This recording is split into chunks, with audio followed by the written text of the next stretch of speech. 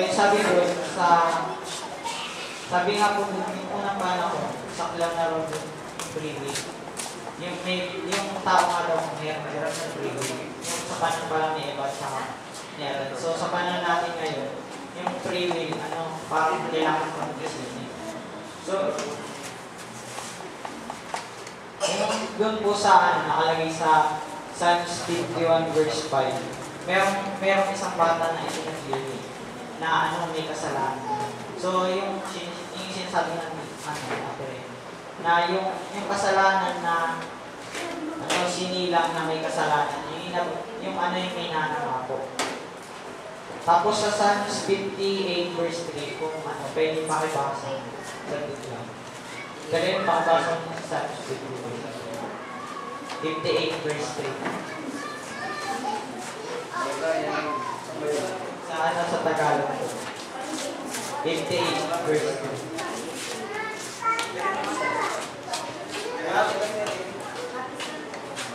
58 verse 3.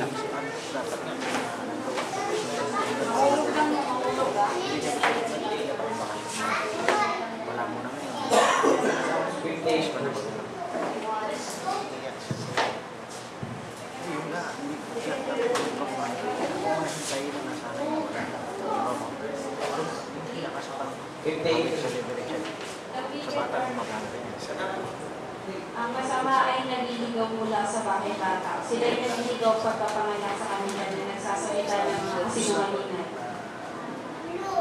Sabi nga doon, yung bata, kay sanggol pa lang siya, meron ng taglay na kasalanan.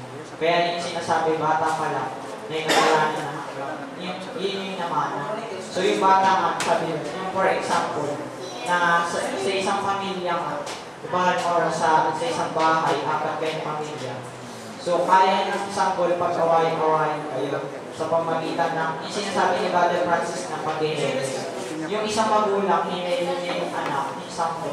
So, tuwang-tuwa yung bata. So, sagana siya sa pag-ihilin. So, yung kinarga naman siya ng isang nanay. So, hindi ganyan yung pag-approve sa kanya na hindi yung hinihili siya, hindi yung binibigay.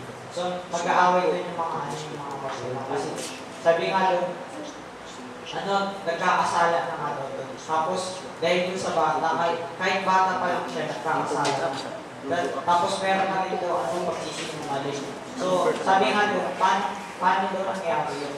So, yun kasi yung namanas sa kasalanan. Tapos, yung sinasabi, yung bata, nakakagawa siya ng mali o yung kamalian. Paano pa kaya yung mga malalaki na? So, mas lalo pang parang deterioration.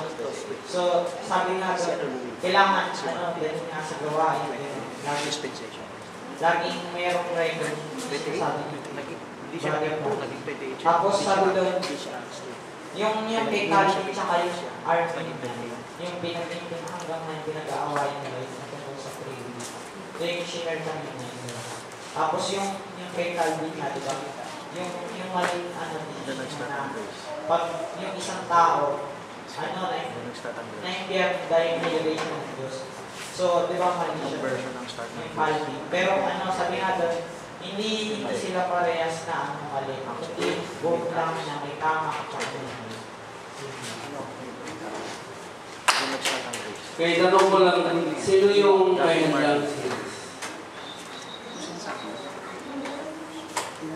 So, naging si Brian Pano, si Ray May. Mr. Ram, pwede ka mag-voice.